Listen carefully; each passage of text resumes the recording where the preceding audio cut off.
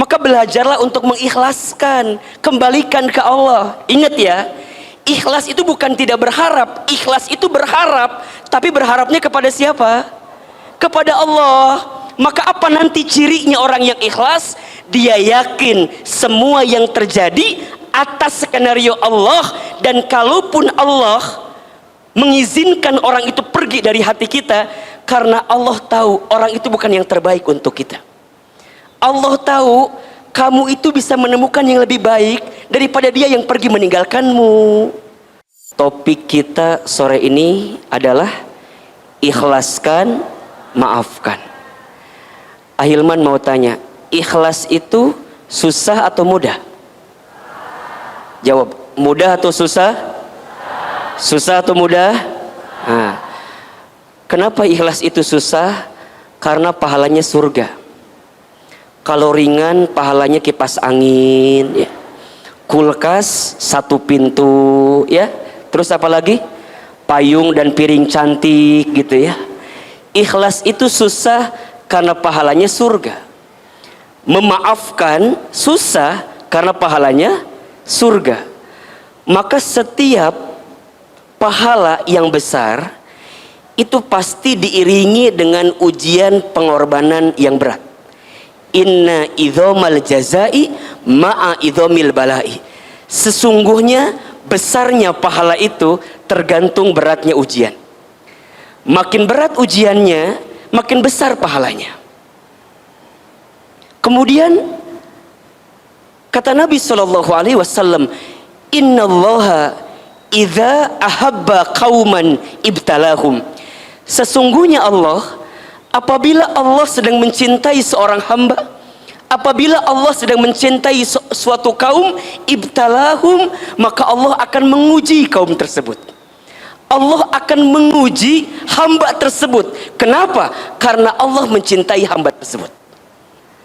Maka sesuatu yang harus menghadirkan keikhlasan, besar ujiannya, besar pengorbanannya, karena boleh jadi di dalamnya Allah siapkan pahala besar bagi kita karena sesuatu yang menyakiti kita. Maka ini quotes yang pertama dari Ahilman ya. Nggak mau kalah sama Abah Muhajir gitu ya. Gini, pertama, cara kita memandang satu persoalan ya, cara kita memandang satu masalah. Kalau kita melihat suatu masalah itu sebagai ujian yang berat, maka kita akan capek menerima itu.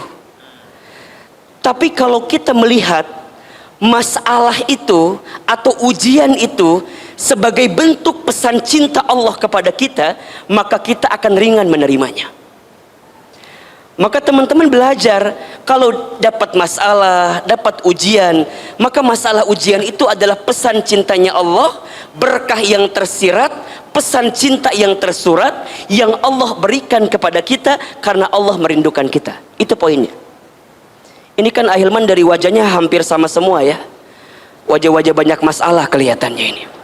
Atau wajah-wajah yang sedang diuji gitu. Ahilman ingin berikan kabar kepada teman-teman, kalau teman-teman sedang diuji, bergembiralah karena teman-teman sedang dirindukan oleh Allah Subhanahu wa taala. Jadi di antara ciri dan cara Allah merindukan seorang hamba dengan cara apa? Allah hadirkan ujian kepada hamba tersebut agar hamba tersebut ketika mendapatkan ujian itu dia jadi ingat ke Allah Subhanahu wa taala. Teman-teman nanti buka surat Al-Baqarah ayat 155 156. Abah sudah buka, saya langsung ngintip barusan di situ. Apa kata Allah? Walanabluwannakum bisyai'im minal khaufi wal ju'i wa naqsim minal amwali wal anfusi wath thamarati wa basyiris sabirin. Dan pasti kata Allah, kami akan menguji kamu sekalian bisyai'in, dengan sesuatu yang sedikit saja, dengan sesuatu yang kecil saja. Ini yang jarang kita kupas sebenarnya ya. Teman-teman, kita ini suka ngerasa begini, kalau lagi dapat masalah, seakan masalah-masalah itu berat ya. Padahal sebenarnya dalam pandangan Allah, masalah itu kecil. Ini rumus. Jadi kalau teman-teman dikasih masalah, ingat masalah kita kecil. tapi nikmat yang Allah berikan besar. Jangan kebalik. Kita mah kadang-kadang sok pinter ngitung masalah dibanding ngitung nikmat. Betul nggak? Kalau dikasih nikmat kadang-kadang kita ngerasa saeutik, dikasih masalah asapang loba masalah nak. Lihat wajah saya. Kumaha kuleuh. Da loba masalah teh ya meureunnan. Emang kumaha gitu?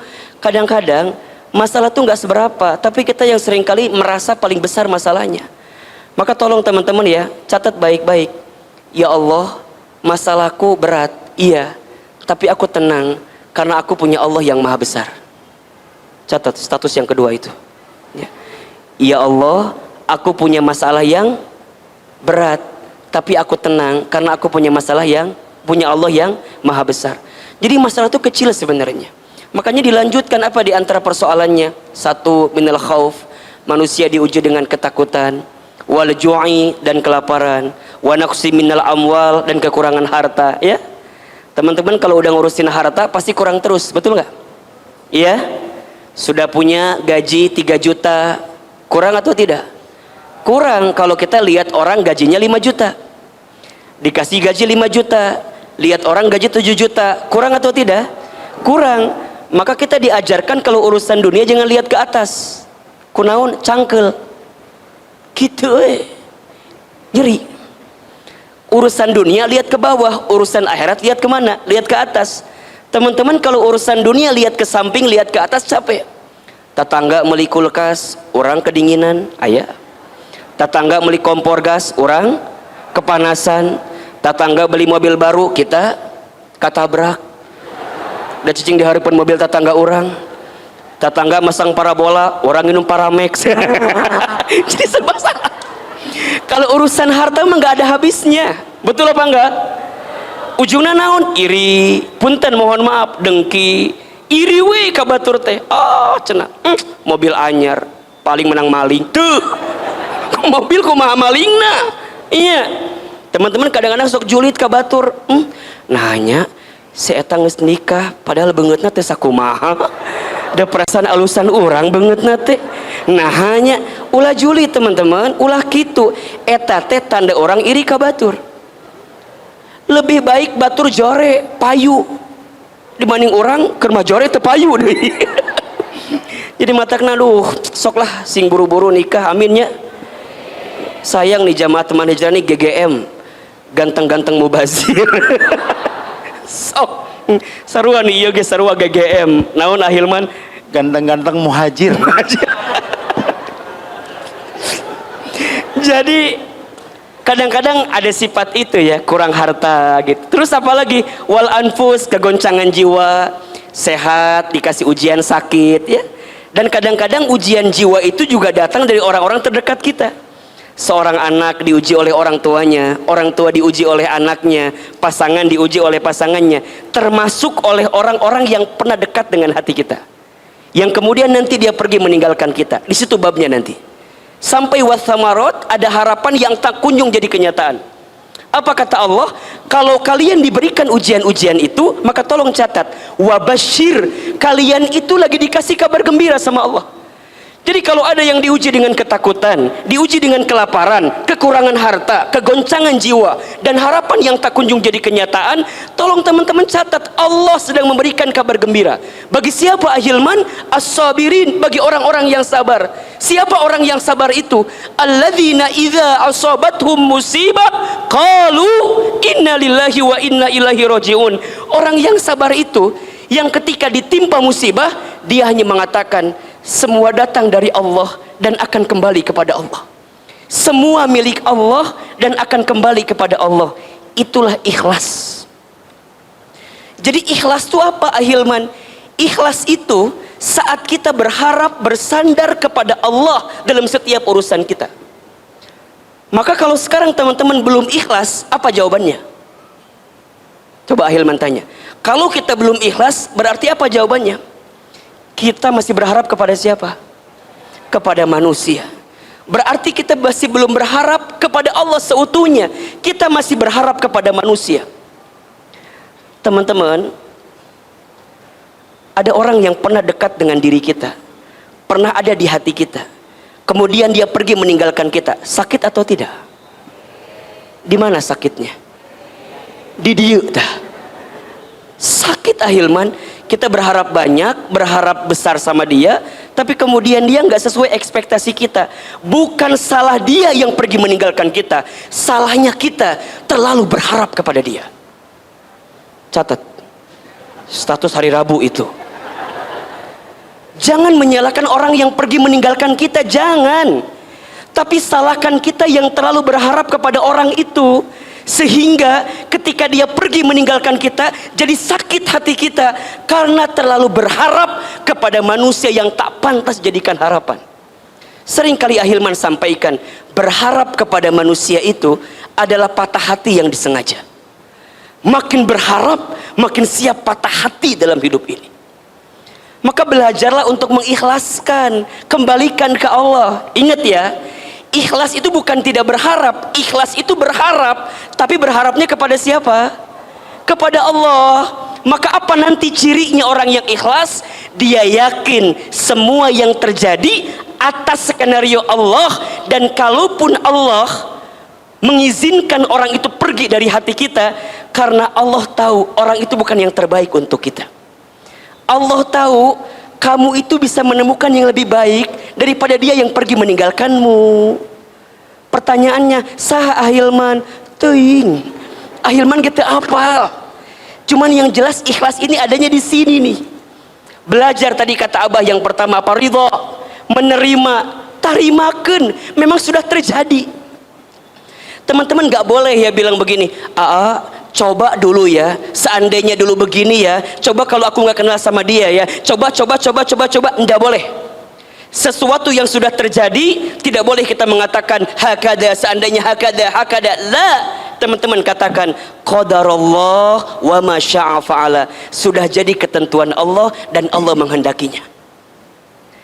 Kadang kita tuh nggak sadar ya, boleh jadi Allah pernah mengizinkan kita untuk mengenal tentang dia, karena Allah sedang mengajarkan kepada kita tentang arti kehilangan dari seseorang yang kita cintai itu.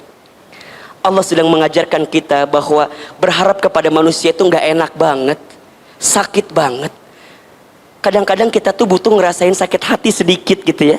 Kadang-kadang kita harus ngerasain sesuatu yang sakit karena ada pesan gembira yang Allah siapkan untuk kita.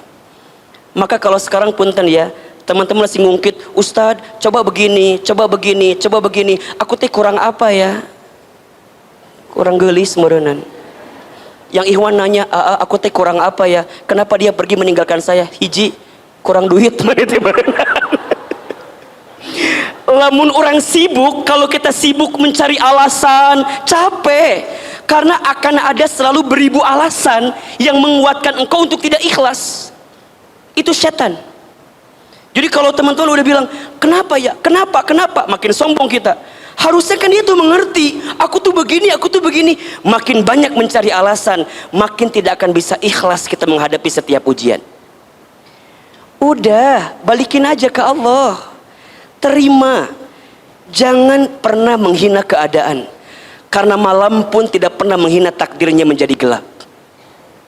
Jangan pernah menghina keadaan. Karena daun pun tidak pernah marah kepada angin yang membuat dia terjatuh dari ranting pohonnya. Jangan minta diulangi deui. Poho deui Ahilman ngomong naon bieu teh. Terimakan aja, terima, ridho.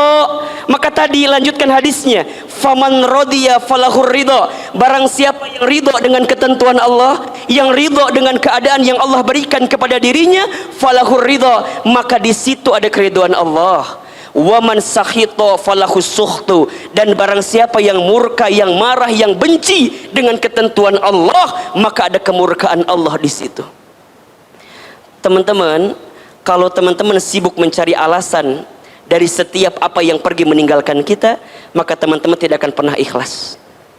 Mulai hari ini, kalau ingat ya, kalau teman-teman merasa sudah tidak ada lagi pundak manusia yang bisa dijadikan sandaran, kalau sudah tidak ada lagi telinga manusia yang bisa mendengarkan perasaan hati kita, sudah saatnya tempat bersujud menjadi berbisik terbaik untuk kita bermohon kepada Allah Subhanahu wa taala. Kalau bahasa kita mah, ngeus atuh, kembali ke Allah. back to Allah. Boleh jadi selama ini hidup kita terlalu berharap kepada makhluk, kepada manusia, sehingga kita dibuat sakit hati dengan keadaan itu. Ikhlas melepaskan, ridho menerima. Maka nanti ada dua istilah ya, ada ridho, ada ikhlas. Apa bedanya? Ridho itu saat menerima, ikhlas itu saat apa? Saat melepas. Makanya ada lagu kan? Apa lagunya? Melepas dengan ikhlas. Lagu saya teteh Lesti apal. jadi gini. Oke, kalau teman-teman dapat sesuatu yang menyakitkan, apa sikapnya? Ridho, terima. Kemudian teman-teman berusaha untuk tegar, apa sikapnya? Ikhlas. Terima keadaannya, ikhlas melepaskan keadaan itu. Ngelepasinnya kemana? Ngelepasinnya ke Allah subhanahu wa ta'ala. Ya Allah, ternyata orang yang pernah aku berharap kepadanya, kemudian dia pergi meninggalkanku ya Allah. Aku terima keadaan ini dan aku berharap kepadamu ya Allah, berikan pengganti yang lebih baik dari sakit hati yang pernah aku rasakan. Maka apa yang kedua? Maafkan. Maafkan itu kan saat orang menyakiti hati kita, betul apa enggak? Teman-teman berbuat baik sama orang, kan normalnya pengennya orang tuh berbuat baik lagi sama kita, betul apa enggak? Kan orang yang sakit hati tuh begitu tuh. Orang kita udah berbuat baik, tapi orang nggak berbuat baik sama kita, jadinya apa? Sakit hati, kan gitu ya. Ahilman yakin teman-teman yang belum bisa ikhlas, kira-kira di antara sebabnya karena itu. Aku teh udah berkorban untuk dia, aku teh udah ngasih banyak untuk dia, tapi kemudian dia pergi mencampakkan aku. Kan itu bahasanya gitu. Aku udah ngasih sekian, aku memberi sekian, berkorban sekian. Kan harusnya dia tuh balas lagi lebih baik dong ke aku. Harusnya dia tuh peka dong ke aku. Kan itu pengennya kita, betul apa enggak? Tiba-tiba orang yang sudah kita berkorban, kemudian dia pergi ninggalin kita, kita sakit. Kenapa? Karena kita berharap kebaikan dari dia. Betul apa enggak? Maka disitulah Allah sedang siapkan pahala untuk kita. Pahalanya apa? Pahala memaafkan. Teman-teman sayang, kalau semua orang berbuat baik kepada kita, semua sama, bagaimana mungkin kita bisa mendapatkan pahala memaafkan? Justru Allah itu boleh jadi menakdirkan ada orang-orang yang menyakiti kita, ada orang yang menzolimi kita, ada orang yang mengkhianati kita, ada orang yang menggores luka di perasaan kita, sengaja. Agar apa? Agar kemudian Allah titipkan pahala kepada kita. Pahala apa? Pahala memaafkan. Jadi nggak apa-apa kalau ada orang yang menyakiti kita. Nggak apa-apa kalau ada orang yang melukai perasaan kita, karena Allah sedang menyiapkan pahala untuk kita. Apa pahalanya? Pahala memaafkan. Dan teman-teman tahu, ada 3 amalan yang akan membuat seorang hamba dibangunkan istana di surga. Apa di antara amalannya? Yang pertama, falyafu amman dolamaka, maafkanlah orang yang pernah menyakitimu. Yang kedua, waliyu'ti man haramaka, memberilah kepada orang yang tidak memberi kepadamu, memberilah kepada orang yang tidak baik kepadamu.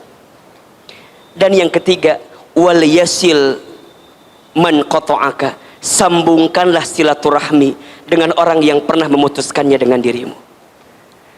Maafkan orang yang pernah menyakitimu, memberilah kepada orang yang tidak berbuat baik kepadamu, dan sambungkan silaturahmi dengan orang yang pernah memutuskannya dengan dirimu. Allah tidak meminta kita untuk melupakan, tapi Allah meminta kita untuk memaafkan. Ahilman, aku sulit melupakan dia. Memang susah. Makin berusaha melupakan makin gak bisa. Maka apa perintahnya? Maafkan saja. Maafkan itu berarti gimana Ahilman? Kita percaya kebaikan yang kita lakukan pasti balasannya juga kebaikan. Kalau bukan dari orang itu, Allah menyiapkan pahala kebaikan untuk kita. Teman-teman jangan khawatir ya. Jangan pernah berpikir gini, aku sudah berbuat baik, tapi kok orang gak berbuat baik sama saya? Jangan pernah berpikir begitu, karena dalam pandangan Allah setiap kebaikan pasti balasannya adalah kebaikan. Hal jazaul ihsan illal ihsan. Tidak ada satu kebaikan pun kecuali balasannya adalah kebaikan. Famay ya'mal mithqala dzarratin khairan yarah wa may ya'mal mithqala dzarratin syarran yarah.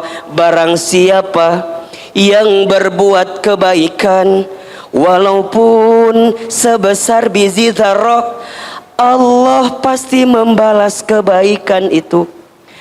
Dan barang siapa yang berbuat keburukan, disembunyikan, dirahasiakan, ditutupi, walaupun sebesar biji zarrah, Allah pasti membalas setiap keburukan itu. Teman-teman sayang, kalau kita udah berbuat baik sama seseorang, tapi kemudian dia tidak membalas kebaikan kita, jangan pernah putus asa, karena Allah sedang menyiapkan pahala yang lebih baik untuk kita. Apa syaratnya? Maafkan kesalahannya. Ustadz, tapi enak di dia, kata siapa? Teman-teman, jangan mengira orang yang berbuat buruk sama kita nggak dapat balasannya. Mereka dapat balasannya, tapi bukan kita yang membalas, biarkan Allah yang membalas. Kalau orang berbuat buruk sama kita, kemudian kita berbuat buruk lagi sama orang, bedanya kita sama dia apa? Betul apa enggak? Ustadz, dia selingkuh. Emangnya aku nggak bisa? Aku juga bisa. Punten, misalnya nanti teman-teman berumah tangga ya, pas berumah tangga misalnya pasangan kita, punten mohon maaf, menyakiti hati kita, jangan dibalikan. Ustadz, emang pasangan saya aja yang bisa nyakitin saya juga bisa. Saya juga masih lumayan, mana wajah aku cantik, badannya juga bagus. Teman-teman jangan pernah berpikir ini, jangan pernah berpikir membalas keburukan orang kepada kita. Kalau teman-teman berpikir membalas keburukan orang sama kita, berarti kita kehilangan potensi kebaikan dari Allah Subhanahu wa taala.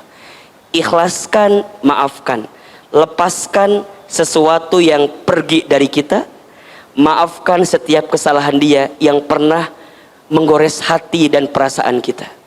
Yakin Allah sedang menyiapkan yang terbaik untuk kita.